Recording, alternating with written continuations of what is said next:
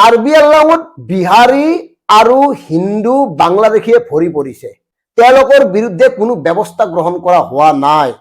তেওঁলোকৰ বিৰুদ্ধে ব্যৱস্থা গ্ৰহণ কৰিবলৈ বাৰে বাৰে কাৰ্বি সকলৰ যি সচেতন লোক আছে, জাতীয় দল সংগঠন আছে, তেওঁলোকে স্মাৰক পত্ৰ দি আছে, আলোচনাত বহিছে, ধৰ্ণাত বহিছে, প্ৰতিবাদ কৰিছে, কিন্তু ফল ধৰা নাই। আৰু শেষত গৈ এই অনাকাংক্ষিত কাৰবাৰটো হ'ল। আৰু আমাৰ দৃষ্টিত এই বিষয়বোৰেও ক্ৰিয়া কৰিছে। এই যে তুলিৰাম ৰাহাং, সাংঘাতিক ধনী মানুহ বোলে তেওঁলোক, তেওঁৰ যিটো ঘৰ জ্বলোৱা হৈছিল সেই ঘৰটোত তেওঁলোকৰ কাম কৰা মানুহবোৰ থাকে।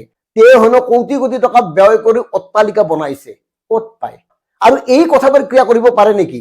কেইবছৰমান আগলৈকে একো নাছিল, বেলেগৰ পিছে পিছে ঘূৰিছিল, হঠাৎ এই ধৰণৰ যে আলাউদ্দিনৰ চাকি পাই যায়, এই কথাবোৰেও সাধাৰণ জনতাক কৰবাত ক্ষোভিত কৰি তুলিছে নেকি? এই কথাবোৰ কিন্তু বিশ্লেষণ কৰিব লাগে। এইকাৰণে কৈছো, ডক্টৰ হিমন্ত বিশ্ব শৰ্মা ডাঙৰীয়াৰ অতি ঘনিষ্ঠ তুলাৰাম ৰাহাং, আৰু এই ৰাহাঙক বহুতে এটিএম বুলি কয়।